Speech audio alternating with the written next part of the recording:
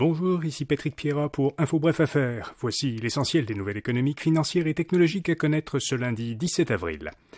Novabus aurait obtenu un contrat de très grande ampleur. Selon la presse, le constructeur de véhicules électriques de Saint-Eustache, dans les Laurentides, a remporté un contrat de 2,2 milliards de dollars pour fournir plus de 1000 autobus électriques à 9 sociétés de transport québécoises, dont celles de Montréal, Laval et Québec. Les gouvernements Legault et Trudeau devraient annoncer ce contrat prochainement.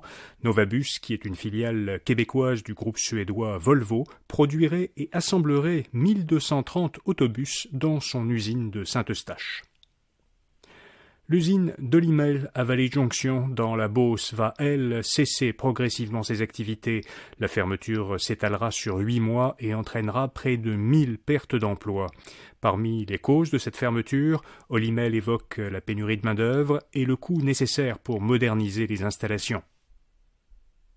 Les grandes banques américaines ont fait mieux que prévu ces derniers mois. Malgré les récentes perturbations subies par le secteur financier, les banques JP Morgan, Citigroup, Wells Fargo et PNC ont obtenu au premier trimestre de meilleurs résultats que ne l'attendaient les analystes. Elles ont profité de la hausse des taux, qui a augmenté leurs revenus d'intérêt sur leurs prêts.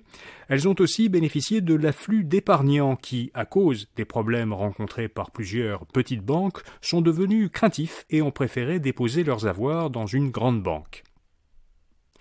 Le gouvernement du Québec prête 3 millions de dollars à Front Row Ventures, un EBNL de Montréal qui forme des étudiants à investir dans des jeunes pousses en les impliquant directement dans des investissements.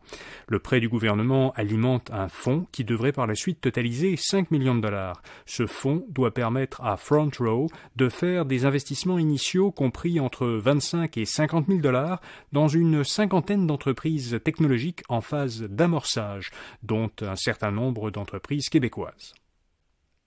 Et puis, comme chaque lundi, Info Bref vous fait découvrir une jeune entreprise québécoise innovante. Aujourd'hui, Mérigno, une jeune pousse de Montréal. Elle a développé un logiciel qui facilite et automatise l'attribution des horaires de travail. Pour les entreprises qui ont beaucoup d'employés, c'est compliqué de prévoir et mettre à jour quotidiennement les horaires de travail en s'ajustant aux imprévus, comme les absences pour maladie.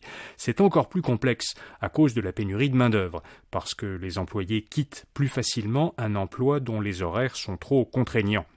Le service logiciel de Mérigno bâtit automatiquement les horaires de travail en tenant compte des disponibilités des employés et des conventions collectives. Et il accélère et facilite la communication avec les employés qui peuvent utiliser leur téléphone mobile pour interagir avec le service. Pour en apprendre davantage sur Mérigno, lisez le portrait de cette start-up à infobref.com. Voilà, vous savez l'essentiel. À demain matin pour un prochain bulletin de nouvelles Info Bref Affaires. Bonne journée.